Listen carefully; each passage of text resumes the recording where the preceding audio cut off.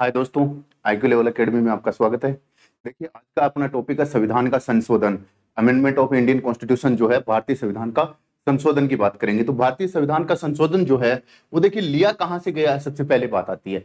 तो ये लिया गया है दक्षिण अफ्रीका से। कहां से लिया गया है? साउथ अफ्रीका से, है ना, दक्षिणी अफ्रीका से।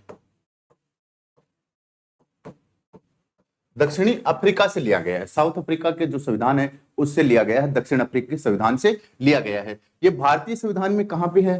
तो ये अपना है भाग 20 के अंदर। भारतीय संविधान के जो भाग 20 है उसके अंदर ये विराजमान है। और एकमात्र अनुच्छेद है 368 का। अनुच्छेद की बात करते हैं, अनुच्छेद, तो एकमात्र अनुच्छेद है 368 का। ठीक है, 368 के अंदर संविधान संशोधन की जो प्रक्रिया है वो पूरी की पूरी इसके अंदर बताई गई है। देखिए, संविधान संशोधन जो है अपने आप में एक अनुच्छेद के अंदर 368 के अंदर है। दूसरी बात दक्षिण अफ्रीका से लिया गया। तीसरी बात भाग कौन से में आता है? 20 में आता है। और चौथी बात ये जो है संविधान संशोधन जो है वो आपके दक्षिण अफ्रीका से लिया गया है। तो ये जो अमेंडमेंट है, कॉन्स्टिट्यूशन अमेंडमेंट है, ये कैसे होता है? देखिए, संविधान संशोधन कैसे होता है। सबसे पहले क्या होता है कि अपना कोई भी संसद है, संसद के 3 भाग होते हैं, संसद के 3 अंग होते हैं, है ना। संसद, संसद, है ना, संसद के 3 अंग होते हैं। एक तो होता है आपका लोकसभा, लोकसभा। दूसरा होता है राज्यसभा, राज्यसभा। और तीसरा होते हैं राष्ट्रपति महोदय, जिनको महामहिम राष्ट्रपति बोला जाता है। 3 पार्ट होते हैं। ये किसी भी जो सदन है आपका, लोकसभा है या राज्यसभा है, किसी भी सदन के अंदर ये आ सकता है। इसको मतलब सरकारी सदस्य या गैर सरकारी, सरकारी का मतलब जो आदमी मंत्री बना हुआ है वो सरकारी हो गया। गैर सरकारी का मतलब जो केवल सांसद ही है, कोई भी आदमी इसको ला सकता है, शुरू कर सकता है। यहां से ये पास होके आ जाएगा। यहां पास होने के बाद ये राष्ट्रपति की अनुमति के लिए जाएगा और राष्ट्रपति इसके ऊपर अनुमति दे देंगे। 24वां संविधान संशोधन जो हुआ था उसके अंदर बोला गया कि राष्ट्रपति की अनुमति इसके ऊपर बाध्यकारी कर दी। मतलब राष्ट्रपति इसको वापस भी नहीं भेज सकते और पुनर्विचार के लिए भी नहीं भेज सकते और अपने पास भी नहीं रख सकते। इसके ऊपर सहमति आपको देनी ही पड़ेगी। ठीक है, आगे इसके अंदर देखिए सुप्रीम कोर्ट की बात आती है कि सुप्रीम कोर्ट जो है किन किन मामलों को संविधान जो है संशोधन के तहत मान लेता है, या आर्टिकल 13 के तहत जो भी कोई संसद ऐसी कोई विधि नहीं बनाएगी जो मूल अधिकारों का हनन करती है या उसको शून्य घोषित करती है, तो वहां तक जाके दोनों में क्या होता है, कहीं कहीं जाके डिस्प्यूट हो जाता है। बाद में जाके इन्होंने बेसिक स्ट्रक्चर दिया था सुप्रीम कोर्ट ने, कॉन्स्टिट्यूशन का बेसिक स्ट्रक्चर, जिसको मूलभूत ढांचा बोला जाता है, कि संसद जो है वो मूलभूत ढांचे में संविधान का संशोधन नहीं कर सकती। ये मामला आया था केशवानंद भारतीवाद का, जो मामला था केरल राज्य का 1973 का। उसके अंदर बेसिक स्ट्रक्चर की संकल्पना को अच्छे से डिफाइन किया। हालांकि कहीं पे बेसिक स्ट्रक्चर का नाम नहीं है, लेकिन कुछ कुछ नाम जैसे जैसे सुप्रीम कोर्ट के सामने आते हैं वैसे वैसे बेसिक स्ट्रक्चर में डाल दिए जाते हैं।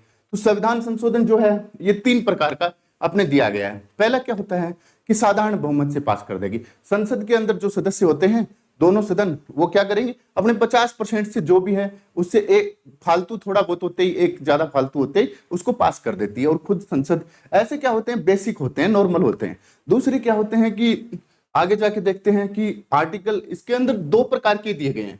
368 अनुच्छेद की बात करते हैं तो इसके अंदर 368 फर्स्ट और सेकंड दिया गया है। यहाँ पे विशेष बहुमत की बात की गई। विशेष बहुमत का मतलब दोनों सदनों के अंदर एक तो 2/3 सदस्य, मतलब 2/3 बहुमत से पास होना चाहिए, प्लस उन सदनों के अंदर बैठने वाले जो व्यक्ति होते हैं वो कम से कम कितने होने चाहिए, 50% तो होने चाहिए। ऐसा नहीं कि 550 सीट है आपकी, 545 सीट हैं, तो कम से कम 250 आदमी तो लोकसभा में बैठे होने चाहिए। ऐसा नहीं 3 आदमी आ गए, उसका 2/3 कर लिया, हमने ले लिया, वो आपका नहीं आएगा।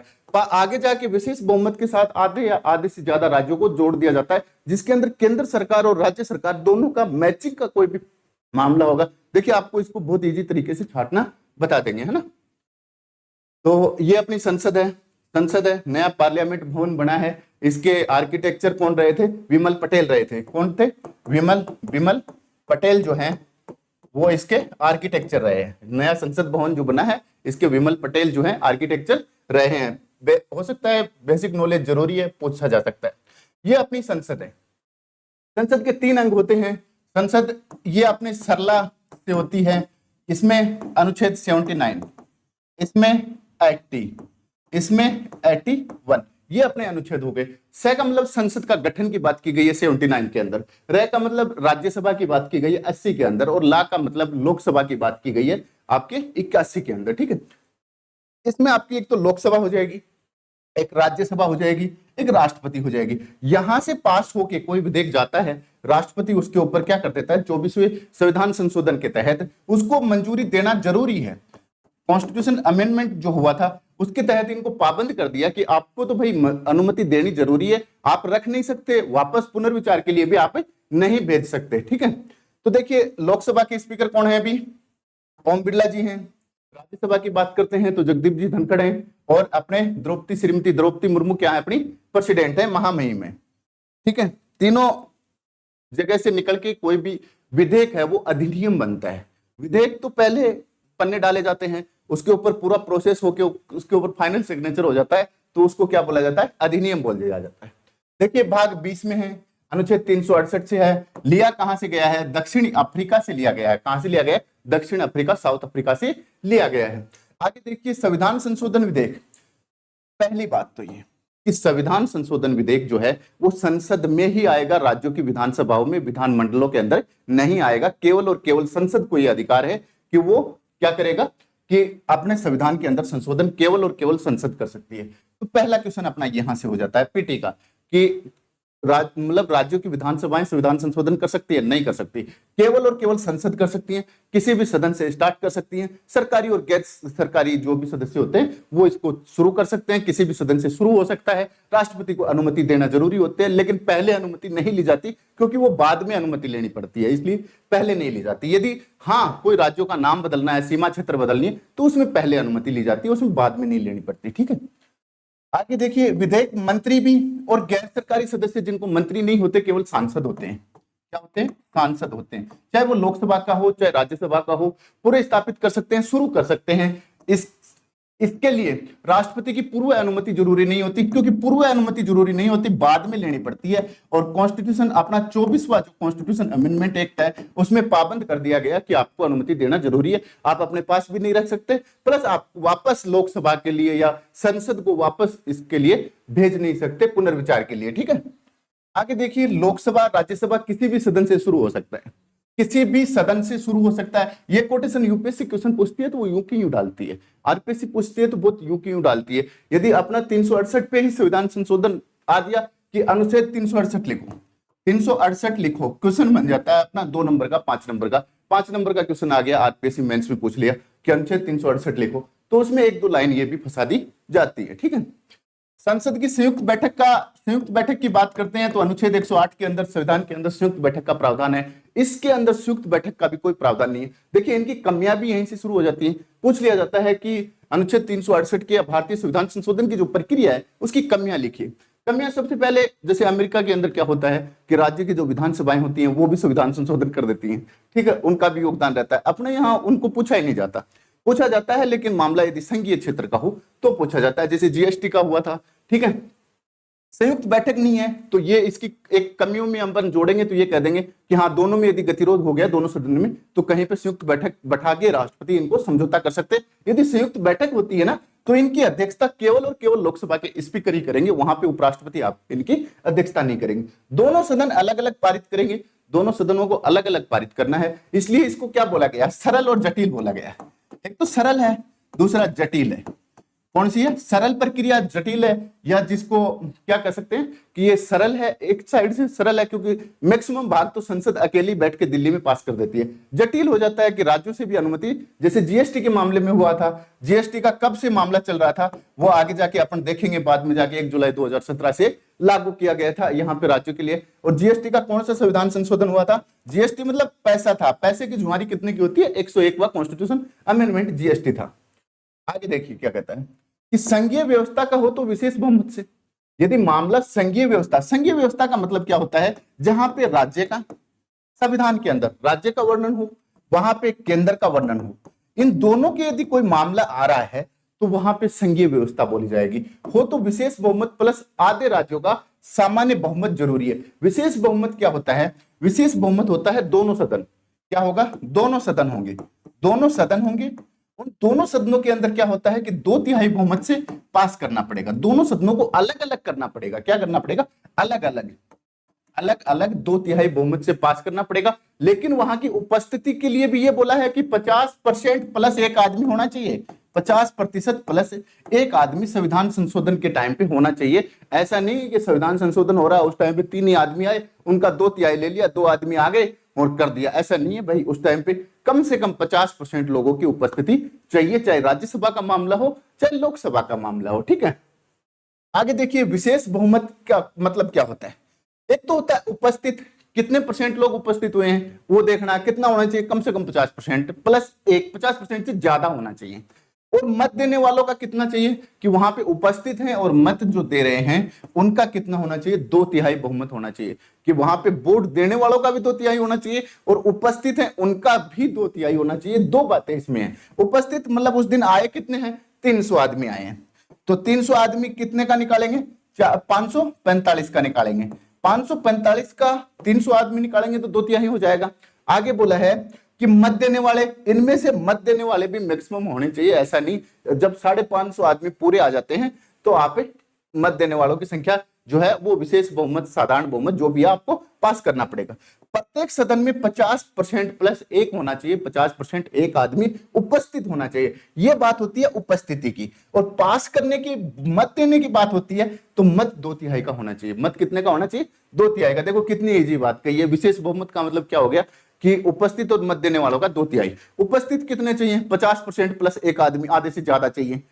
और मत कितना का चाहिए? 2/3 लोगों का मत चाहिए। अलग अलग सदन में अलग अलग तरीके से इसको पास करेंगे। ठीक है, आगे दोनों पास कर देते हैं, दोनों पास कर देते हैं। उसके बाद राष्ट्रपति की अनुमति के लिए जाता है और राष्ट्रपति की अनुमति के जाने के बाद कोई भी विधेयक जो होता है वो क्या बन जाता है? आगे जाके अधिनियम बन जाता है। अधिनियम बन जाता है। ठीक है, ये आपका अधिनियम बन जाता है। लेकिन अधिनियम बन जाता है आगे जाके। ठीक है, देखिए राष्ट्रपति को सहमति देना अनिवार्य होगा। राष्ट्रपति क्या होगा? सहमति देना अनिवार्य होगा। ये कब हुआ था? 24वां कॉन्स्टिट्यूशन अमेंडमेंट एक्ट। ये मेरे ख्याल से आरएसपीटी के अंदर 2013 या 16 वाले में पूछा गया है। न तो पास रख सकते और न ही पुनर्विचार के लिए इसको भेज सकते। पुनर्विचार के लिए भी नहीं भेज सकते और अपने पास भी कोई विटो का प्रयोग इसके ऊपर नहीं कर सकते आप। देखिए लोकसभा होती है, राज्यसभा होती है, राष्ट्रपति होती है। इन तीनों को मिला के क्या किया जाता है? अपना कोई भी विधेयक जो है वो अधिनियम बनता है। विधेयक तो पहले है जिस पे राष्ट्रपति सिग्नेचर नहीं करते, तब तक वो क्या हो गया? विधेयक हो गया। यहां तक आपका विधेयक है, यहां तक विधेयक है। पहला आदमी पेश करता है, वहां तक विधेयक। देखो प्रक्रिया वास्तव में कुछ हो रही होती है क्योंकि आदमी जाता है, वो अपनी कॉपियां हैं सभी लोगों को बांटता है, स्पीकर से अनुमति लेते हैं, उसके बाद कॉपियां सब लोगों को बांटते हैं, उसके ऊपर इसके ऊपर चर्चा होती है। एक दिन विशेष स्थायी दिन इसके लिए नियत किया जाता है। उसके बाद ये क्या किया जाता है? राष्ट्रपति लोकसभा में पास होता है, राज्यसभा में पास होता है और राष्ट्रपति इसके ऊपर सिग्नेचर किया जाता है। ठीक है, अधिनियम बन जाता है। ये क्या आगे जाके अधिनियम बन जाता है। ठीक है, अब देखिए एक बात और आती है कि यदि लोकसभा है, लोकसभा के अंदर कोई विधेयक पास हो गया और राज्यसभा में पड़ा है, राज्यसभा में पड़ा है, कोई राज्यसभा में पड़ा है, लोकसभा से पास हो गया, तो वो विधेयक आगे जाके क्या हो सकता है? खत्म नहीं होगा, पास होने की चांसेज है।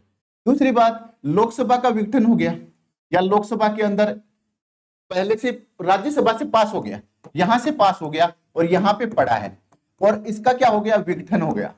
विघटन हो गया तो नई लोकसभा जो आएगी वो बनाएगी। इसका मतलब ये विधेयक आपका क्या हो जाता है? खत्म हो जाता है। और यहां से पास होकर राज्यसभा के पास पड़ा है, राज्यसभा इसको पास करके राष्ट्रपति के पास भेज देती है तो वो पास हो जाता है। ठीक है, आगे देखिए अनुच्छेद 368। ये इस टाइप का क्वेश्चन यूपीएससी के अंदर, पीटी के अंदर पूछा गया है। ये देखिए अनुच्छेद 368 की बात करते हैं। अनुच्छेद 368 की बात करते हैं। इसके अंदर 3 तरीके अपनाए जाते हैं, लेकिन संविधान संशोधन के अंदर केवल 368 1 और 2 को ही माना गया है। केवल इन्हीं 2 तरीकों को माना गया है। ये जो है ये अपनी बहुत साधारण प्रक्रिया होती है, बहुत सरल प्रक्रिया होती है, इसलिए सरल बोला जाता है। और ये सबसे जटिल होती है, इसलिए इसको जटिल बोला जाता है। कभी कभी मेंस के अंदर क्वेश्चन बन जाता है कि भारतीय संविधान क्या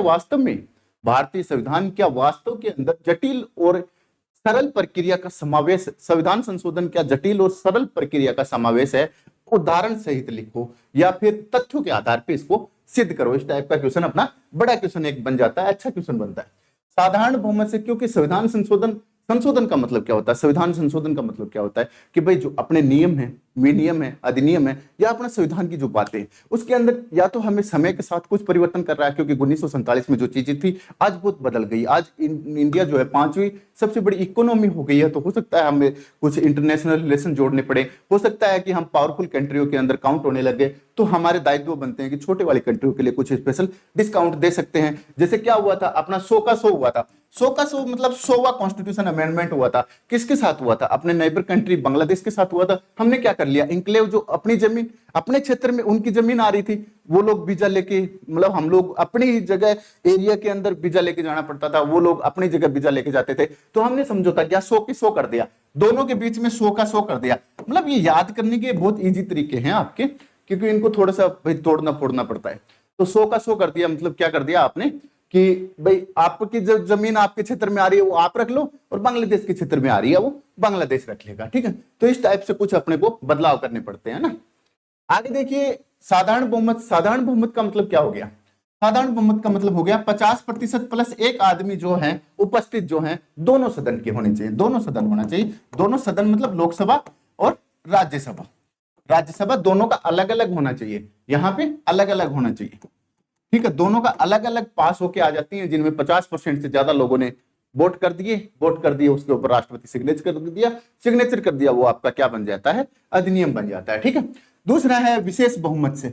विशेष बहुमत का मतलब क्या हो गया, उपस्थित और मत देने वालों का 2/3। उपस्थित कितने चाहिए, 50% से ज्यादा उपस्थिति होनी चाहिए सदन के अंदर, और मत कितने लोगों का होना चाहिए, 2/3 लोगों का अलग अलग सदनों में होना चाहिए। 368 एक के अंदर आता है। दूसरा विशेष बहुमत तो है ही है, प्लस में आधे या आधे से ज्यादा राज्य। अपने कितने राज्य हैं, 28 राज्य है ना, तो 28 राज्यों का 14 राज्य या 14 प्लस ज्यादा राज्य होने चाहिए, उनकी विधानसभा भी एक क्या करेगी, पास करके भेजेगी। जैसे जीएसटी को पास करके भेजा था, जीएसटी को पास करके, क्योंकि इसके अंदर सेंट्रल गवर्नमेंट की बात थी, कॉमन की बात थी, और अपने स्टेट जीएसटी की बात थी, इसलिए सभी को पास करना ये कंपलसरी था, क्योंकि ये संघीय ढांचे के अनुरूप था। आगे देखिए दोबारा अनुमोदन 368 2 में आ जाता है।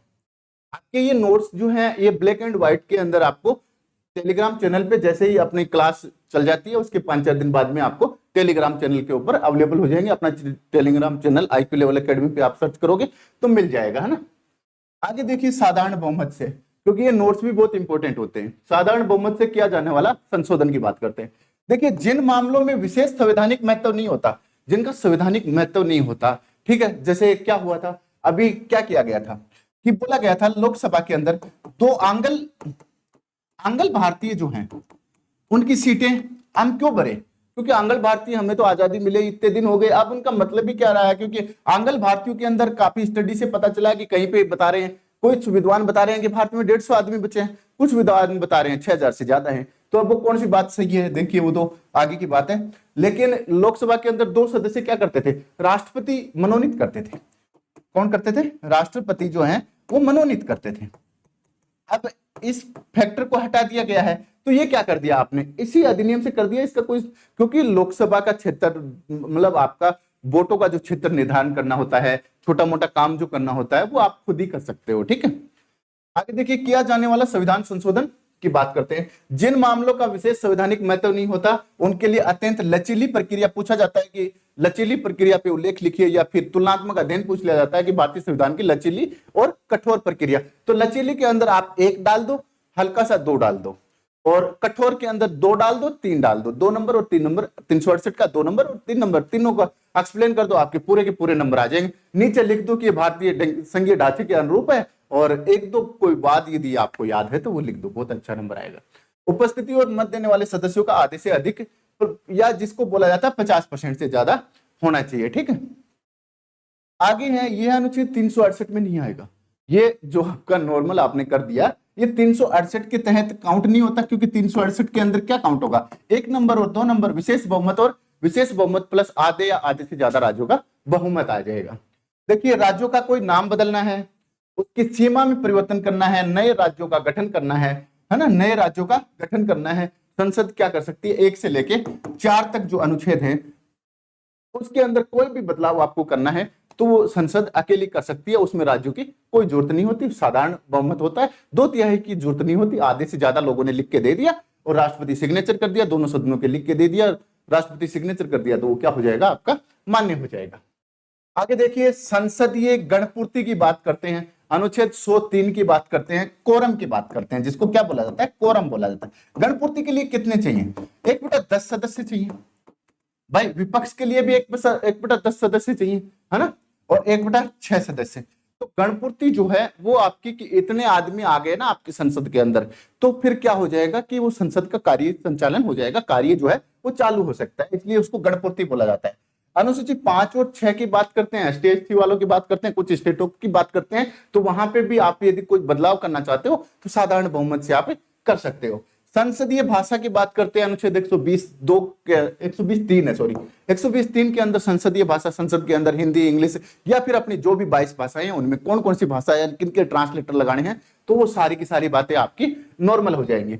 उच्चतम न्यायालय में न्यायाधीशों की संख्या, न्यायाधीशों की जो संख्या होती है उच्चतम न्यायालय के अंदर वर्तमान में 34 है, तो उच्चतम न्यायालय के जो न्यायाधीशों की संख्या है ना, उनकी संख्या भी आपको 30 कर सकते हैं, 35 कर सकते हैं, 50 कर सकते हैं, जरूरत के हिसाब से घटा और बढ़ा सकते हैं, तो ये किस में आ जाएगा, साधारण बहुमत में आ जाएगा। हाँ, यदि इसका न्याय क्षेत्र की बात करोगे, आप न्याय क्षेत्र बात करोगे तो हर राज्य के ऊपर सुप्रीम कोर्ट, हर व्यक्ति के ऊपर सुप्रीम कोर्ट उसके अधिकारों का रक्षक होता है। आर्टिकल 32(2) क्या कहता है कि सुप्रीम कोर्ट शक्ति है, उसको पावर दी गई है, शक्ति शब्द वहां पे यूज लिया गया है, तो वहां पे आपका संघीय ढांचा, मतलब वहां पे आपका क्या आ जाएगा, संघीय प्रारूप आ जाएगा, क्योंकि हर व्यक्ति जो है आर्टिकल 32 के तहत अपने मौलिक अधिकारों की रक्षा के लिए सुप्रीम कोर्ट जा सकता है। तो वहां पे यदि इनका अधिकार क्षेत्र की बात करोगे तो अधिकार क्षेत्र संघीय ढांचे में आ जाएंगे, वो तीसरे तरीके से होंगे, और ये जो न्यायाधीशों की संख्या जो है ना, वो आपकी पहले नंबर पे हो जाएगी। राज्यों में विधान परिषद का निर्माण और समाप्त करना, राज्यों की जो विधान परिषद होती हैं उनका निर्माण करना, समाप्त करना, वो क्या हो जाता है, इसके अंदर तो कोई जरूरी नहीं है कि राज्य की, हाँ पूछा जाता है, राज्य की जो विधानसभा होती है उससे पूछा जाता है, लेकिन कोई जरूरी नहीं कि वो बात संसद माने या न माने, ये भी एक राज्य और केंद्र के बीच विवाद का कारण बनता है, आगे जाके देखिए। राजभाषा की बात करते हैं, है ना, संसद में अंग्रेजी भाषा का प्रयोग करते हैं, राजभाषा है, संसद में अंग्रेजी भाषा का प्रयोग है, ये सारी छोटी मोटी चीजें जो हैं ये आप 368 के तहत संशोधन कर देते हो, और ये जो है संविधान संशोधन के अंदर काउंट नहीं होंगी, ये दोनों सदन अपना 50% से ज्यादा लोग लिख के दे देते हैं, राष्ट्रपति इनके ऊपर मोहर मार देते हैं। नागरिकता की प्राप्ति और समाप्ति की बात करते हैं, आपको जो नागरिकता की जो प्राप्ति होती है आर्टिकल 5 से 11 तक की बात करते हैं, आर्टिकल 5 से लेके 11 तक की बात करते हैं, भाग 2 के अंदर है ना नागरिकता, है ना, भाग 2, क्योंकि भाग जो है ये आपको बहुत इजी तरीके से मैं बता दूंगा कि इनकी क्या क्या जरूरत पड़ी, किस हिसाब से जुड़े, किस हिसाब से काउंट हुए, आप एक बार देख लोगे तो भूलोगे नहीं, वो जैसे ही आर्टिकल 1 से स्टार्ट होगा शुरू कर देंगे। नागरिकता की प्राप्ति और समाप्ति की बात करते हैं, कोई आदमी भारत का नागरिक बन रहा है या उसकी नागरिकता अपन खत्म कर रहे हैं, तो वो बातें होती हैं। संसद या विधानमंडल का निर्वाचन जो होता है, चुनाव की बात करते हैं, चुनाव किसी का भी हो, लेकिन हाँ राष्ट्रपति का चुनाव हो गया तो राष्ट्रपति क्या होते हैं, सभी राज्यों से चुने हुए प्रतिनिधि आते हैं, पांडिचेरी और दिल्ली को भी मिला लिया 70वां संविधान संशोधन के तहत, तो क्या कर लिया कि अब वो लोग भी चुने हुए प्रतिनिधि जो होंगे उनको क्या करेंगे, वोट करेंगे जीतने के लिए, फिर उनका वैल्यू निकालने के लिए, इक्वल वैल्यू निकालने के लिए राज्य की जो जनसंख्या होती है उसमें भाग किसका दे देते हैं, जीते हुए प्रत्याशियों का, अपने विधानसभा के जो सदस्य होते हैं उनका दे देते हैं, केंद्र का निकालना होता है, तो फिर टोटल जो जीत के अपने विधायकों का जो मूल्य होता है उसके अंदर अपने सांसदों का भाग दे देते हैं, तो फिर अपना वो मिल जाता है। ठीक है, तो देखिए संसद विधानमंडल का निर्वाचन की बात करते हैं, ये जो है 368 के तहत नहीं आता। ठीक है, नॉर्मली ये बात अपने को लिखनी है। आगे देखिए अनुच्छेद 368 के तहत 2 प्रक्रिया अपनाई गई है, एक तो 368(1) और 368(2) अपनाई गई है। कितनी अपनाई गई है, 368(1) और 368(2) अपनाई गई है। एक क्या कह रहा है, अनुच्छेद 368(1) में विशेष बहुमत की बात की थी, उपस्थिति कितनी होनी चाहिए, देखो अलग अलग लिख लो आप, उपस्थिति कितनी होनी चाहिए, उपस्थिति होनी चाहिए 50% से अधिक लिख दो, या 50% प्लस 1 कर दो, ये उपस्थिति। और मत कितने लोगों का होना चाहिए, मत 2/3 का होना चाहिए, 2/3 का होना चाहिए। प्रत्येक सदन में ये चीज जरूरी है, ये पास करके आ जाएगा, राष्ट्रपति सिग्नेचर कर देंगे, तो ये क्या संविधान संशोधन जिन उपबंधों का संबंध भारत के संघीय ढांचे में है, संघीय ढांचे में है, उन्हें क्या छोड़कर, संघीय ढांचा जो है उसको छोड़कर इसके अंदर सभी के सभी परिवर्तन हो जाएंगे। जैसे आपके डीपीएसपी में बदलाव करना है, डीपीएसपी में बदलाव करना है, या आपका फंडामेंटल राइट्स में बदलाव करना है, या आपके 1 और 3 को छोड़ के जो तरीका 1 नंबर का है और जो तरीका 3 नंबर का है ना, 3 नंबर का एक नंबर का कौन था, साधारण बहुमत से था, 2 नंबर का विशेष बहुमत से था, तीसरे नंबर का विशेष बहुमत प्लस आधा या आधे से ज्यादा राज्यों का बहुमत था। देखिए विशेष बहुमत की बात करते हैं, तो सदन की कुल संख्या का बहुमत होना चाहिए, सदन की कुल संख्या का बहुमत होना चाहिए, कितना होना चाहिए, 50% से अधिक होना चाहिए, ठीक है, 50% से अधिक होना चाहिए। उपस्थित कितनी होनी चाहिए, 50% प्लस 1 होना चाहिए। मत कितना होना चाहिए, 2/3 देने वाले का सदस्यों का कितना मत होना चाहिए, 2/3 मत होना चाहिए। ये बात अपन अलग अलग खोल के इसको देख लेते हैं, बहुत इजी तरीके से आप लिख सकते हो। इसके बाद राष्ट्रपति की अनुमति के बाद विधेयक अधिनियम बन जाता है। राष्ट्रपति अनुमति दे देते हैं, उसके बाद क्या होता है, कोई भी विधेयक जो है वो अधिनियम बन जाता है। आगे देखते हैं मूल अधिकार, फंडामेंटल राइट्स। राज्य के नीति निर्देशक तत्व और 1 और 3 प्रकार को छोड़कर सभी इसी में आएंगे। क्या आएंगे, एफआर और आपके डीपीएसपी जो हैं वो, उनके अंदर यदि आप संविधान संशोधन कर रहे हो तो वहां पे प्रक्रिया पूछ लिया जाता है। बहुत बार 368 अनुच्छेद 368(1) की प्रक्रिया वहां पे अपनाई जाती है, या पूछ लिया जाता है कि यहाँ पे विशेष बहुमत की जरूरत होती है। क्या होती है, विशेष बहुमत की जरूरत होती है। ध्यान रखना, किसकी जरूरत होती है, विशेष बहुमत की जरूरत होती है। तो आप किसकी जरूरत पूछोगे, विशेष बहुमत की जरूरत। कभी पूछ लिया जाता है कि मूल अधिकारों में संशोधन करने के लिए संसद जो है वो कौन सी प्रक्रिया अपनाती है, तो वो अपनाती है विशेष बहुमत की प्रक्रिया, या 368(1) की प्रक्रिया उसमें अपनाती है, ठीक है। आगे देखिए 368(2) है, संघीय ढांचे से संबंधित कोई मामला हो जहां केंद्र और राज्य के बीच की कोई बात हो, यहां जहां जनता का सीधा संसद से कोई मामला हो, सुप्रीम कोर्ट से कोई मामला हो, तो वहां पे आपका केंद्रीय ढांचा हो जाता है, संघीय ढांचा हो जाता है। संबंधित उपबंधों में यह प्रक्रिया अपनाई जाती है और इसको जटिल बोला जाता है, जटिल बोला जाता है, या फिर कठोर बोला जाता है, कठोर बोला जाता है। क्योंकि भारतीय संविधान जो है उसकी विशेषता भी आप लिखते हो, तो जटिल मतलब सरल और कठोरता का या सरल और जटिल का जो है समन्वय लिखते हो, तो वहां पे ये बात आपके काम में आ जाती है। दोनों सदनों के विशेष बहुमत, उसके बाद आधे या आधे से ज्यादा राज्यों की विधानमंडलों द्वारा क्या कर देते है, उसको साधारण बहुमत से, विधानमंडल जो है ना उसको 2/3 बहुमत की जरूरत नहीं है, वो बस साधारण बहुमत से 50% लोग जो हैं, उससे अधिक लोग जो होते हैं वो कह देते हैं हाँ जी हमें ये मंजूर है, तो ये मंजूर है तो क्या हो गया, पास हो जाता है, तुरंत पारित हो जाता है। आगे इसमें कौन कौन सी चीजें आएंगी, राष्ट्रपति का निर्वाचन, क्योंकि राष्ट्रपति क्या करते हैं, राष्ट्रपति पहले नंबर पे तो ये कहते हैं कि भाई वो गणराज्य की बात करते हैं, राष्ट्रपति का नाम आते ही गणराज्य है, गणराज्य है ना, गणराज्य की बात करते हैं तो ये चुने हुए होते हैं, चुने हुए होते हैं। जनता के जो जनता अपने प्रतिनिधियों को चुनती है, उन प्रतिनिधियों के द्वारा चुने होते हैं, क्योंकि इसमें चुने हुए प्रत्याशी ही भाग लेते हैं।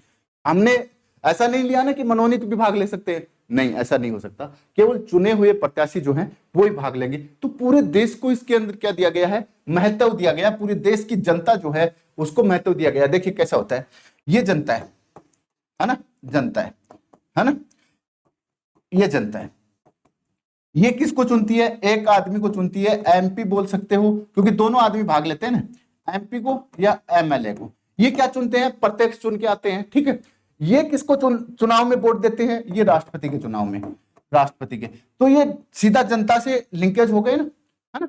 तो यहाँ पे क्या हो जाएगा, आपको इस चुनाव के लिए राष्ट्रपति का चुनाव में यदि कोई बदलाव करना है तो आपको क्या करना पड़ेगा, अनुच्छेद 368(2) में जाना पड़ेगा, राज्यों से भी, आधे राज्यों से भी पूछना पड़ेगा, पास करवाना पड़ेगा साधारण बहुमत से, और खुद को विशेष बहुमत से पास करना पड़ेगा, संसद को विशेष बहुमत से पास करना पड़ेगा, और आधे राज्य या आधे से अधिक राज्य जो हैं उनकी विधानसभा, विधानमंडल जो भी है, द्विसदन है, तो विधानमंडल से क्या करना पड़ेगा आपको, मतलब नॉर्मल आधे से अधिक राज्यों से सहमति लेके बाद करना पड़ेगा।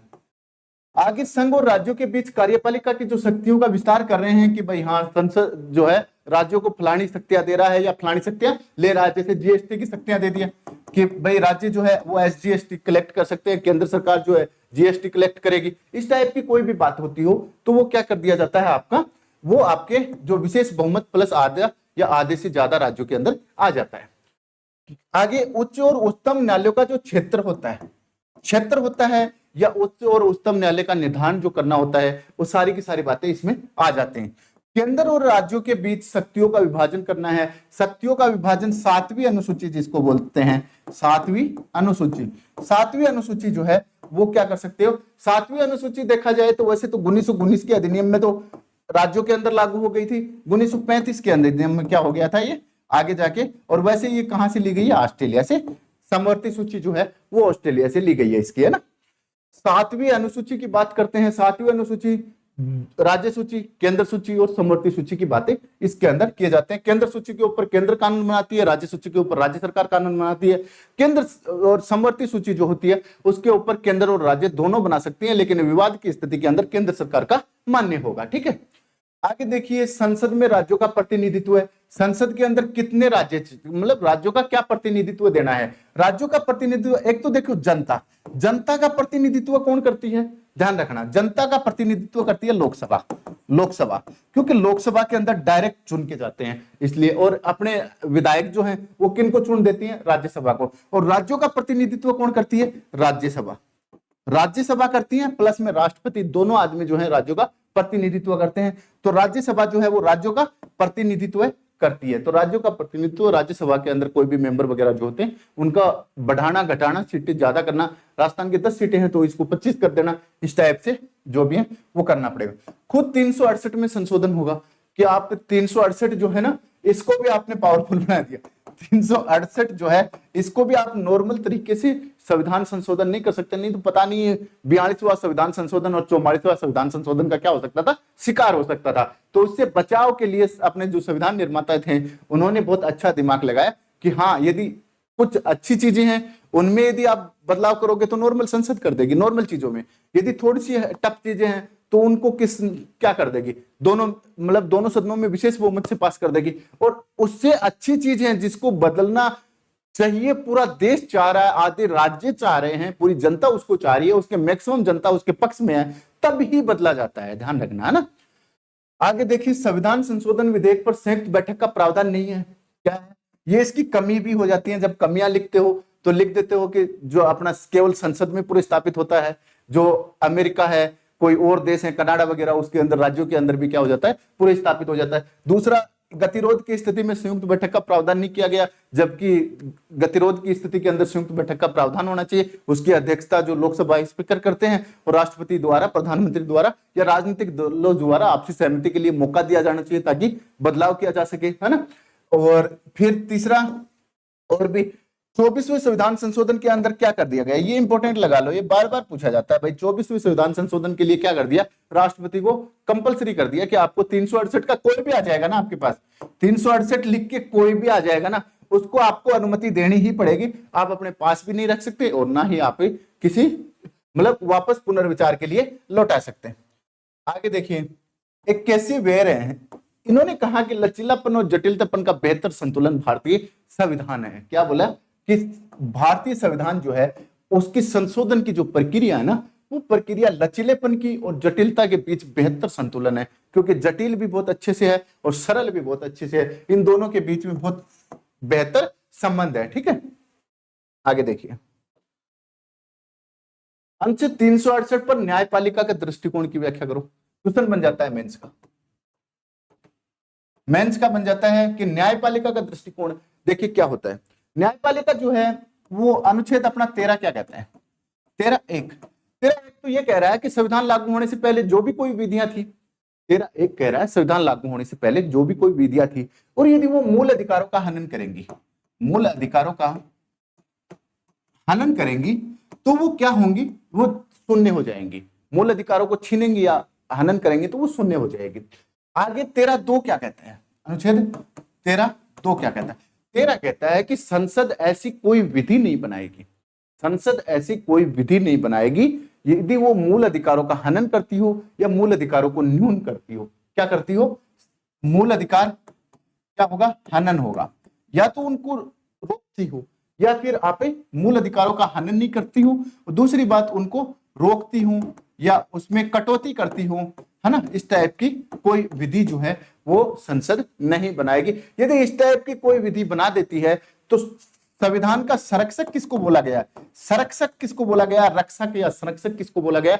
सुप्रीम कोर्ट को बोला गया। सुप्रीम कोर्ट जो है उसको आर्टिकल 32(2) के तहत क्या बोला गया है? संविधान का संरक्षक बोला गया है। तो संविधान का संरक्षक वो यहां से न्यायिक पुनरावलोकन, क्योंकि जो इन्होंने मतलब संसद कोई भी विधि, नियम, कोई भी रीति रिवाज या किसी भी प्रकार का अधिनियम पास कर देती है तो क्या करती है कि उसको न्यायपालिका जो है उसका जुडिशियल रिव्यू करेगी, न्यायिक पुनरावलोकन करेगी। जब वो न्यायिक पुनरावलोकन करती है और पाती है कि भाई ये फलानी बात जो है ये आपका मूल अधिकार जो है उसका हनन कर रही है जनता का, तो जैसे ही मूल अधिकार का वो हनन करेंगी तो वो जहां तक हनन करेंगे उस अवधि तक क्या हो सकता है, वो आपकी शून्य घोषित हो सकती है। यहाँ पे एक पृथक्करण की बात और की गई है कि भाई हाँ एक अधिनियम है उसकी दो बातें हम छाट लेंगे कि भाई ये चीज है ये मूल अधिकारों का हनन नहीं कर रही, इसको हम पास कर देंगे, मूल अधिकारों का हनन कर रही है उसको खत्म कर देंगे, मतलब पृथक पृथक कर दिए, उसके दो भाग कर दिए। ऐसा हुआ था 25वां कॉन्स्टिट्यूशन अमेंडमेंट एक्ट में, जो आगे जाके पढ़ेंगे। देखिए न्यायपालिका का दृष्टिकोण सबसे पहले क्या होता है, सबसे पहले आपका शंकरी प्रसाद का मामला आता है 1951 में, पहला कॉन्स्टिट्यूशन अमेंडमेंट हुआ था। देखिए यहां पे लिख देते, पहला कॉन्स्टिट्यूशन अमेंडमेंट एक्ट हुआ था 1951 में ही हो गया था। 1950 में संविधान लागू हुआ, उसके एक साल अगली साल ही क्या हो गया था, आपका कॉन्स्टिट्यूशन अमेंडमेंट एक्ट हो गया था। ठीक है, अब इसके अंदर क्या किया गया था, इसमें आर्टिकल जो 31 है ना, संपत्ति का अधिकार, उसके अंदर कटौती की गई थी, संपत्ति के अधिकार में कटौती की गई थी। तो कटौती करने के लिए सुप्रीम कोर्ट के अंदर वाद लेके पहुंच गए, शंकरी प्रसाद का मामला था। किसका मामला था? शंकरी प्रसाद का, शंकरी प्रसाद का। उस शंकरी प्रसाद के मामले में क्या कहा था सुप्रीम कोर्ट ने कि हाँ भाई संसद के पास ये शक्ति है कि वो मूल अधिकारों का संशोधन कर सकती है, क्योंकि संशोधन की बात हो रही है ना कि संसद को शक्ति दे रखी है। आगे जाके 73 के अंदर केशवानंद भारती मामले में क्या कहा था कि हाँ मूल अधिकारों में संशोधन कर सकती है, लेकिन बेसिक स्ट्रक्चर जो मूलभूत ढांचा है उसको बदलाव नहीं कर सकती, उसको बदल नहीं सकती। जैसे जैसे आगे आगे मिनरवा मिल्स का कोई मामला आया था उसके अंदर बोला गया, फिर एसआर बोमई मामला आया था, ये सारे के सारे मामले जो हैं मूल अधिकार से संबंधित मामले हैं। कभी कभी इनका क्रम भी पूछ लिया जाता है, ध्यान रखना है ना। यदि कहीं पे बंबई लिख के आता है, मद्रास लिख के आता है, या फिर आपका पंजाब, मतलब ये जो आपका मद्रास बंबई लिख के आता है, तो इसका मतलब क्या हुआ कि बंबई और मद्रास का पुनर्गठन होकर अलग राज्य नहीं बने थे, उससे पहले के मामले हैं, तो वो बेसिकली आप कवर कर सकते हो। ठीक है, तो आगे देखिए न्यायपालिका का क्या दृष्टिकोण रहा है, ये मेंस का बहुत अच्छा क्वेश्चन रहता है। देखिए न्यायपालिका पहली बात तो क्या कहती है कि संसद 368 के तहत संविधान संशोधन करने की शक्ति किसको दे दी? संसद को दे दी। लेकिन आगे जाके इन्होंने बोल दिया कि 32 के अनुसार क्या कर सकते हैं, उनका संरक्षक कौन होगा मूल अधिकारों का? अपना सुप्रीम कोर्ट होगा। 13 के अंदर बोल दिया, 13(2) के अंदर की यदि हाँ मूल अधिकारों का हनन करने वाली विधि यदि कोई संसद बनाती है अपनी, तो उसको क्या कर दिया जाएगा, वो जब तक मूल अधिकारों का हनन करेगी वहां तक उसको क्या कर दिया जाएगा, शून्य घोषित कर दिया जाएगा, खत्म कर दिया जाएगा। ठीक है, दोनों बातें, एक तरफ तो न्यायपालिका को दे दिया कि आप मूल अधिकारों का हनन होते हैं इसको खत्म कर दो, दूसरी तरफ संसद को यह दे दिया कि आप जो है मूल अधिकारों में भी क्या कर सकते हो, संशोधन कर सकते हो। लेकिन हाँ बेसिक स्ट्रक्चर का कंसेप्ट आते ही ये क्लियर हो गया कि ये चीज बेसिक स्ट्रक्चर में, आप इसको मत छेड़िए, इसके अंदर ये चीज जो है यहां तक संविधान संशोधन कीजिए, ये बेसिक स्ट्रक्चर में नहीं, आप इसके अंदर संविधान संशोधन कर दीजिए, इसके मूल अधिकारों का हनन मत कर दीजिए। थोड़ा ध्यान इस चीज का रखना है ना।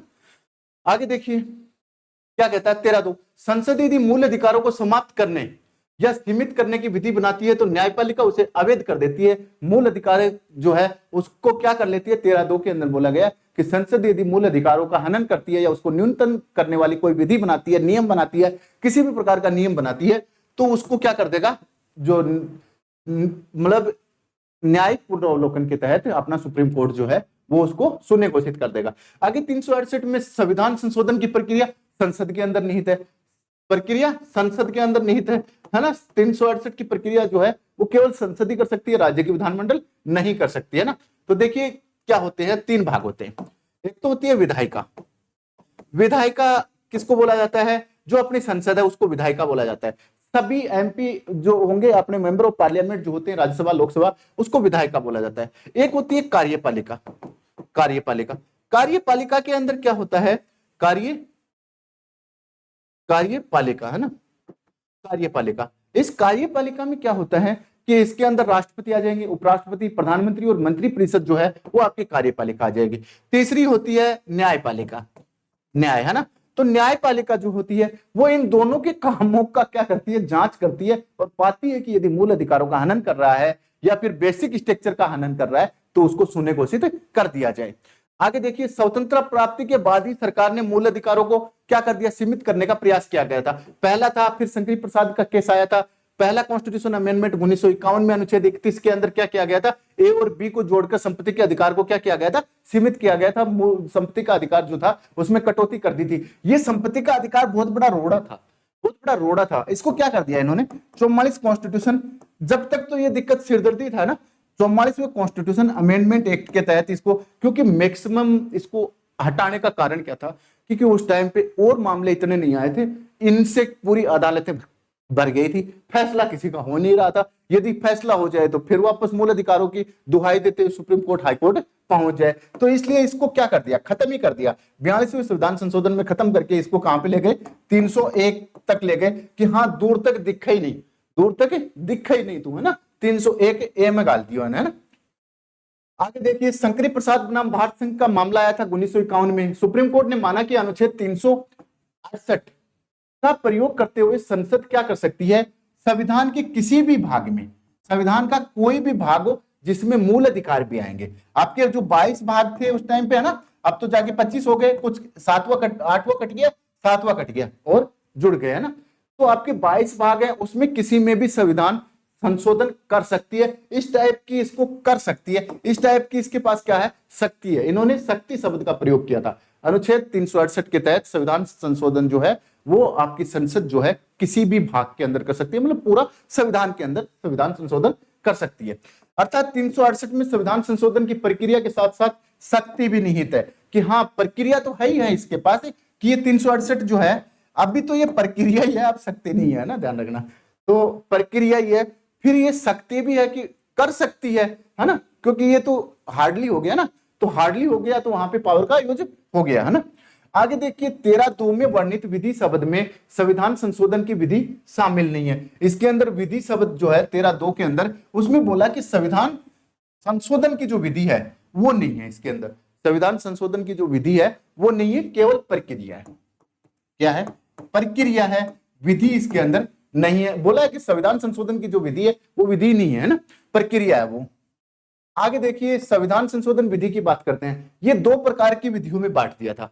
शंकरी प्रसाद के मामले में 2 प्रकार की विधियों में बांट दिया था। एक तो सामान्य विधि में बांट दिया। सामान्य विधि में रखा गया कि मूल अधिकार समाप्त नहीं होंगे।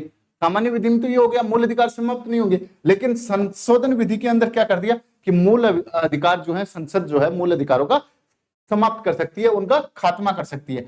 तो इन्होंने कहा कि यार जब इस मामले से काम नहीं निकल रहा तो इस मामले से भी संसद काम निकाल सकती है, मूल अधिकारों को खत्म कर सकती है। तब ये जाके आगे आगे हर केस आते गए और मामला सामने आता गया। बेसिक स्ट्रक्चर जिसको संवैधानिक ढांचा बोलते हैं उसका जन्म होता गया।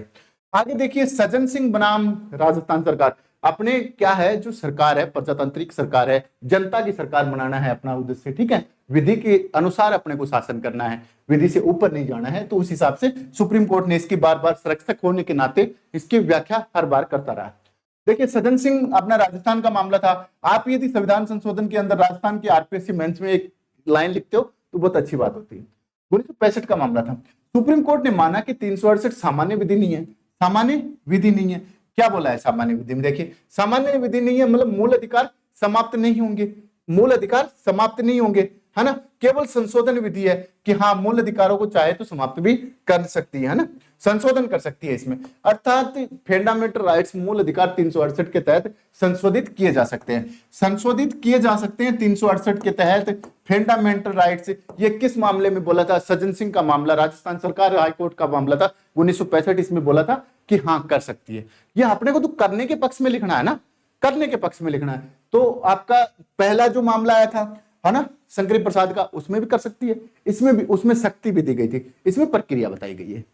आगे देखिए, एक आया था गोलकनाथ पंजाब सरकार का आया था, गोलकनाथ का आया था मामला पंजाब सरकार का 1967 की बात है ना।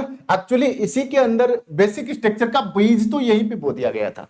आगे जाके 73 के अंदर उसको वेरीफाई कर दिया गया था केशवानंद भारतीवाद में। सुप्रीम कोर्ट ने माना कि 368 के तहत संसद मूल अधिकारों में संशोधन नहीं कर सकती, क्योंकि मूल अधिकार पवित्र है और महत्वपूर्ण है। दो नाम बोले इन्होंने कि मूल अधिकार जो है वो पवित्र भी हैं और महत्वपूर्ण हैं, इसलिए आपका संविधान संशोधन जो है संसद नहीं कर सकती। इतने देर तक दो वादों में बोला कर दिया, तीसरे वाद में क्या बोला है, इनको क्या लगा है ना, गोलकनाथ मामले में सुप्रीम कोर्ट ने क्या कहा कि संविधान संशोधन नहीं कर सकती क्योंकि संविधान संशोधन पवित्र भी है और महत्वपूर्ण भी है। ये तो ज्यादा ऑथेंटिक नहीं रहा था, बाद में जाके सुप्रीम कोर्ट ने अपने बयान बदल दिए थे, मतलब अपना फैसला बदल दिया था, नजरिया बदल दिया था। आगे देखिए, पुराना निर्णय बदल दिया गया और अनुच्छेद 13(2) में सामान्य संशोधन, दोनों में कोई अंतर नहीं रखा गया कि सामान्य विधि भी वो ही है, संशोधन विधि भी वो ही है, संसद जो है संविधान संशोधन कर सकती है। आगे देखिए, 368 केवल संविधान संशोधन की प्रक्रिया है, इसमें शक्ति नहीं है, केवल प्रक्रिया है, शक्ति नहीं है, शक्ति नहीं है, क्योंकि शक्ति होती तो आप बेसिक स्ट्रक्चर को भी बदल सकते थे, इसलिए आपको शक्ति नहीं दी गई है, केवल प्रक्रिया दी गई है। 24वां संविधान संशोधन के मामले में गोलकनाथ मामले के प्रभाव में मामले के प्रभाव को समाप्त कर दिया गया। इसने गोलकनाथ ने क्या बोला था, गोलकनाथ ने बोला था इस मामले में सुप्रीम कोर्ट ने क्या बोला था, सुप्रीम कोर्ट ने बोला था कि संविधान में संशोधन नहीं कर सकते क्योंकि संविधान संशोधन जो है पवित्र और महत्वपूर्ण है ना। इसको बदल दिया, आगे जाके इसके प्रभाव को समाप्त कर दिया और बोला गया कि मूल अधिकारों में संशोधन किया जा सकता है। फिर से ये बोला गया मूल अधिकारों में संशोधन, केवल एक मामला है आपका, कौन सा है, गोलकनाथ का मामला है, जिसके अंदर कहा गया था कि फंडामेंटल राइट्स जो हैं उसके अंदर क्या नहीं हो सकता, संविधान का संशोधन संसद नहीं कर सकती, संवैधानिक संशोधन वहां उसमें संशोधन नहीं होगा। आगे बोला गया कि डीपीएसपी को लागू करने के लिए मूल अधिकारों में संशोधन किया जा सकता है। कब बोला गया? 42वां कॉन्स्टिट्यूशन अमेंडमेंट एक्ट में क्या जोड़ दिया था, 31C जोड़ दिया गया था, 31 अनुच्छेद 31C जोड़ दिया गया था 42वां कॉन्स्टिट्यूशन अमेंडमेंट एक्ट में। क्या बोला गया था, डीपीएसपी को लागू, नीति निर्देशक तत्वों को लागू करने के लिए मूल अधिकारों में संशोधन किया जा सकता है। न्यायपालिका उसका न्यायिक पुनरावलोकन नहीं करेगी क्योंकि इसने ये जोड़ दिया कि अनुच्छेद, देखिए दो अनुच्छेदों के मामले में 39 जो है डीपीएसपी की बात करते हैं तो डीपीएसपी जैसे 36 है, राज्य की परिभाषा है, 37 वाद योग्य नहीं है, 38 जो है और 39 ज्यादा इंपोर्टेंट रह जाती है।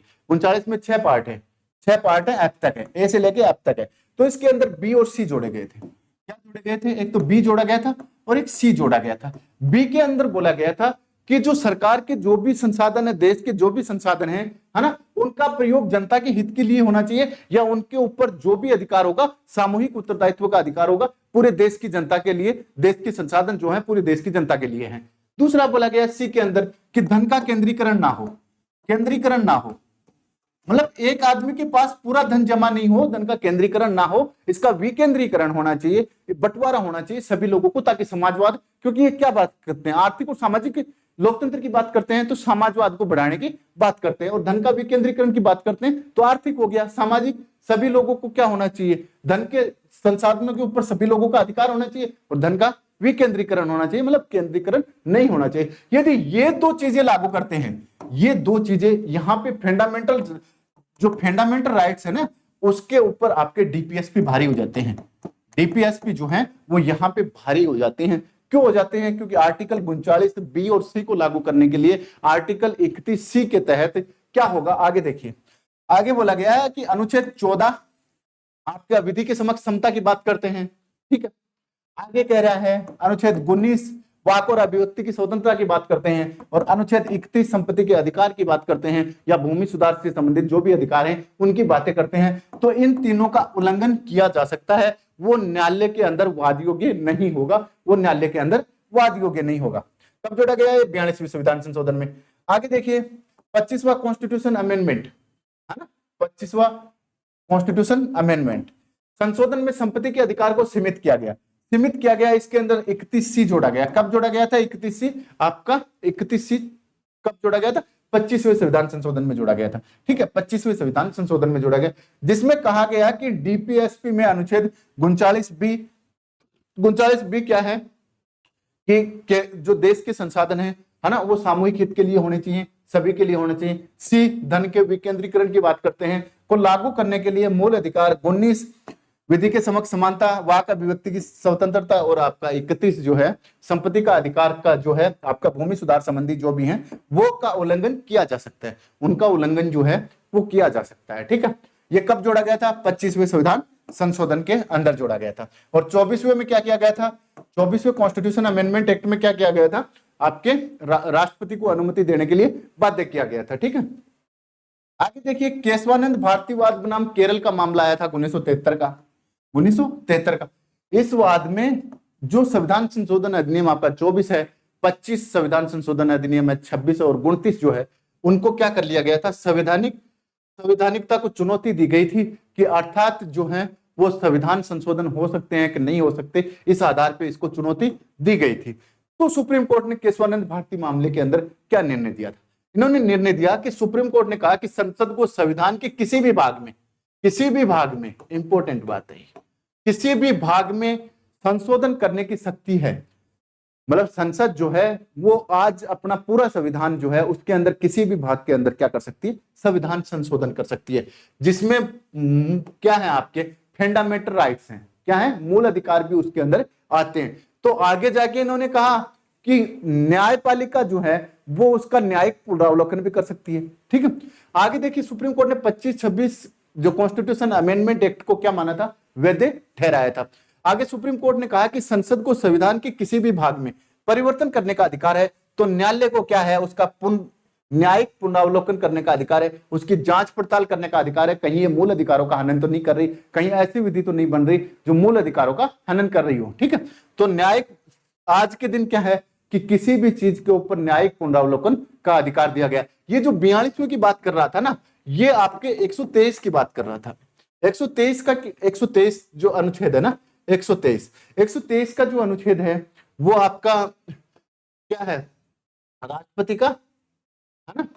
तो 123 का जो अनुच्छेद है उसके ऊपर ये दिया गया है कि आपका जो 42वें कॉन्स्टिट्यूशन के बाद बोला गया है कि आपका जो ये 42वां संविधान संशोधन बोला गया कि 123 जो राष्ट्रपति का अनुच्छेद है उसके ऊपर भी आप न्यायिक पुनरावलोकन कर सकते हो। सुप्रीम कोर्ट ने 25-26 को क्या माना था, वैध माना था। सुप्रीम कोर्ट ने कहा कि संसद को संविधान के किसी भी भाग में परिवर्तन करने का अधिकार है, संविधान संशोधन करने का अधिकार है, जिसमें मूल अधिकार भी सम्मिलित हैं। तो न्यायपालिका को क्या है, उसका जुडिशियल रिव्यू करने का अधिकार है। ठीक है, अध्यादेश जारी करते हैं, क्या करते हैं, अध्यादेश जारी करते हैं। राष्ट्रपति अध्यादेश 123 के अंदर जारी करते हैं। जब वो जारी करते हैं तो उसको भी आप 42वें संविधान संशोधन के तहत क्या कर सकते हैं, उसका जुडिशियल रिव्यू हो सकता है, न्यायिक रिव्यू हो सकता है। केशवानंद भारतीवाद को निष्प्रभावी बनाने के लिए 42वां संविधान संशोधन किया गया और 368 4 और 5 जोड़े गए। इसको भी निष्प्रभावी बनाने के लिए संसद ने क्या किया कि आपका 42वें संविधान संशोधन में 368 और 4 और 5 बना के जोड़ दिए गए। इसमें संविधान में संशोधन करने की संसद की शक्ति पर किसी प्रकार का प्रतिबंध नहीं होना चाहिए। यह बोला गया कि भाई संविधान जो है, पूरे संविधान के अंदर संसद जो है वो क्या कर सकती है, संशोधन कर सकती है, उसके ऊपर कोई प्रतिबंध नहीं होना चाहिए। इन्होंने अपनी दादागिरी दिखा दी संसद ने यहाँ पे।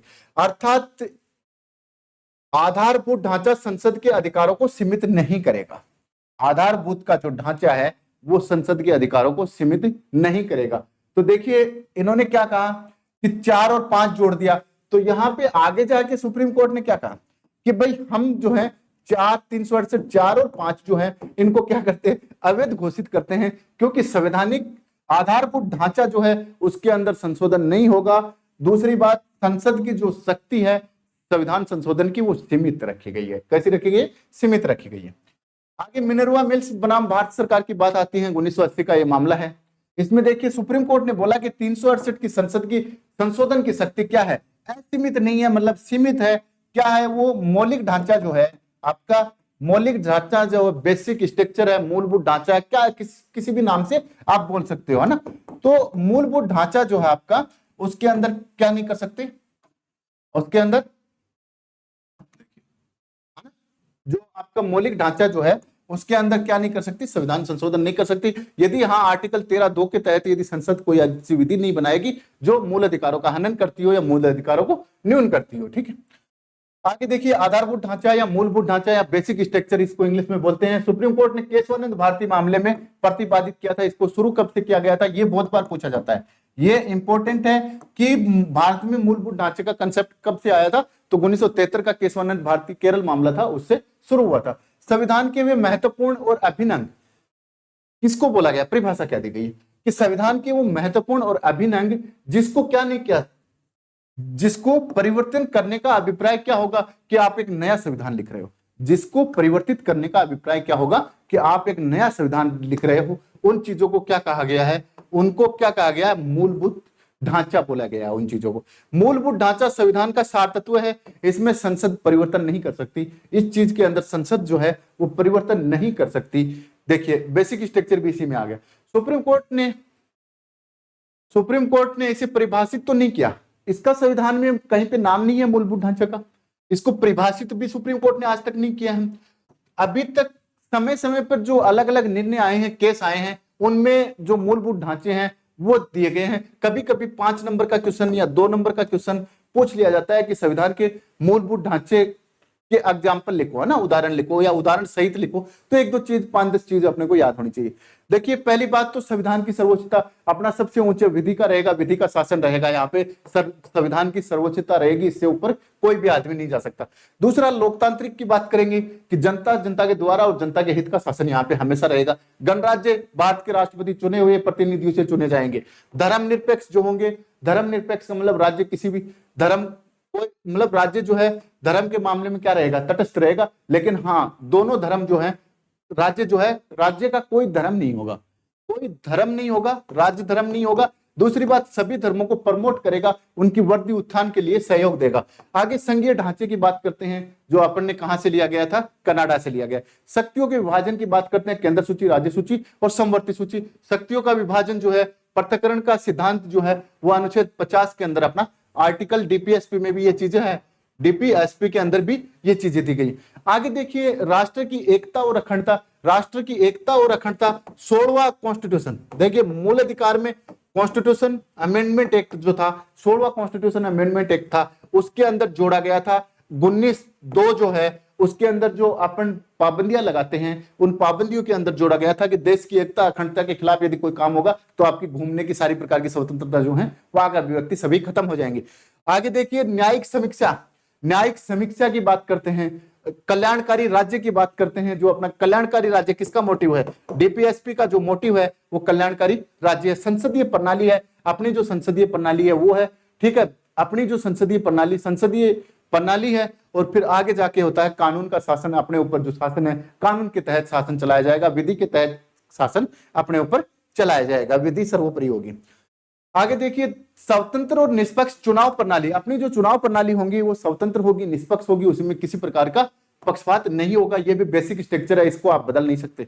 न्यायपालिका की स्वतंत्रता, न्यायपालिका अपने आप में स्वतंत्र है, न्यायपालिका अपने आप में स्वतंत्र है। कार्यपालिका विधायिका वो अपने आप में स्वतंत्र है। न्यायपालिका की स्वतंत्रता पे आप ये ही देखिए क्या हुआ था, 99वां कॉन्स्टिट्यूशन अमेंडमेंट। 99 को फिर किसको बोलते हैं, नर्वस 90 को, है ना। नर्वस 90 मतलब 99 के अंदर जो आदमी फेल हो जाता है, 99 100 नंबर चाहिए, 99 हो गए तो वो क्या हो गया, नर्वस हो गया। तो ये 99 का कब हुआ था, जो अपना न्यायिक नियुक्ति आयोग आया था, न्यायिक नियुक्ति आयोग को संसद ने क्या कर दिया था, पास करके भेज दिया था। तो उन्होंने कहा कि न्यायपालिका की स्वतंत्रता पे आप क्या लगा रहे हो, आरोप लगा रहे हो। तो क्या कर दिया, 99वां जो कॉन्स्टिट्यूशन अमेंडमेंट एक्ट था उसको क्या कर दिया, सुप्रीम कोर्ट ने रद्द घोषित कर दिया कि भाई आप हमारे बेसिक स्ट्रक्चर के साथ खेल रहे हो, ठीक है। तो ये बैन कर दिया। आगे बात आती है धर्मनिरपेक्ष, पथ निरपेक्ष। ये बहुत बार पूछा जाता है किस मामले के अंदर, तो एसआर बोमई का मामला था 1994 में, उसके अंदर धर्मनिरपेक्ष शब्द को भी इस लिस्ट में जोड़ दिया गया था। ये सूची अभी पूर्ण नहीं है, आगे और भी तत्व इसके अंदर जोड़े जा सकते हैं। आगे देखिए संविधान समीक्षा आयोग बैठा था संविधान की समीक्षा करने के लिए, 22 फरवरी 2000 की बात है। तो देखिए उस टाइम पे संविधान की समीक्षा क्यों जरूरी, अभी भी संविधान की एक बार तो समीक्षा होनी चाहिए, जरूरी है इस चीज की, है ना। तो इसके ऊपर बातें चलती हैं संविधान समीक्षा की, कि संविधान जो है अपना नियम कानून किसी जो बन रहे हैं संसद के द्वारा वो इस टाइप के तो नहीं है जो मूल अधिकारों के अंदर या फिर अपने संविधान के अंदर कहीं कहीं मेल नहीं खा रहे हों, उनको बदलाव करना है या फिर वर्तमान में क्या स्थिति चाहिए। तो ये जो संविधान समीक्षा आयोग था, इन्होंने अपनी वही बातें कही, कुछ चीजें अपना ली गई हैं, कुछ चीजें नहीं अपनाई गई हैं, ठीक है। ग्राम पंचायतों के लिए बारे में बोलेंगे, चुनाव के लिए बोलेंगे, राज्यपाल की जो नियुक्ति जो भूमिका जो होती है वो स्पष्ट होती है ना, उसकी नियुक्ति स्पष्ट होती है, वो उस टाइप की, है ना। राष्ट्रपति उपराष्ट्रपति की बातें बोलेंगे, प्रधानमंत्री के बारे में बोलेंगे, मतलब पूरे संविधान के ऊपर ये कुछ न कुछ बोल के जाएंगे। इनके अध्यक्ष कौन थे, न्यायमूर्ति वेंकट चिलैया थे। वेंकट चिलैया बहुत बार पूछ लिया जाता है कि संविधान समीक्षा आयोग के अध्यक्ष कौन थे, तो न्यायमूर्ति वेंकट चिलैया थे। इसमें 3 सदस्य थे, न्यायमूर्ति सरकारिया थे, आगे जाके न्यायमूर्ति जीवन रेड्डी थे और जस्टिस पुनैया 3 न्यायाधीश थे। ठीक है दोस्तों, इसके जो मेंस के क्वेश्चन बनेंगे, तो मेंस के क्वेश्चन आपके यही बनेंगे, भारतीय संविधान की जटिल और साधारण प्रक्रिया का उल्लेख कीजिए, 368 के अंदर उल्लेखित प्रक्रियाओं का वर्णन कीजिए, भारतीय संविधान जो है किस आधार पे कह सकते हैं कि भारतीय संविधान जो है, संविधान की संशोधन की जो प्रक्रिया है वो जटिल और सरल दोनों तत्व से भरपूर है या निपुण है। ठीक है, इस टाइप के आपके मेंस के जो है वो क्वेश्चन बनेंगे। तो मेंस का क्वेश्चन पेपर जो है इसका अलग से सेट कर दिया जाएगा, साथ में इसके पीटी के जो आए हुए क्वेश्चन है आईएएस से लेके एक नीचे से नीचे 3rd ग्रेड के जो भी एग्जाम है उस तक आए हुए पूरे क्वेश्चनों का एक समावेश इसके साथ ऐड कर दिया जाएगा। साथ में मेंस जो एग्जाम आया हुआ है 2010 के बाद जो भी क्वेश्चन यहाँ से पूछे गए हैं वो क्वेश्चन यहाँ से डाल दिए जाएंगे। ठीक है दोस्तों, बाय, धन्यवाद। आज की क्लास में इतना ही।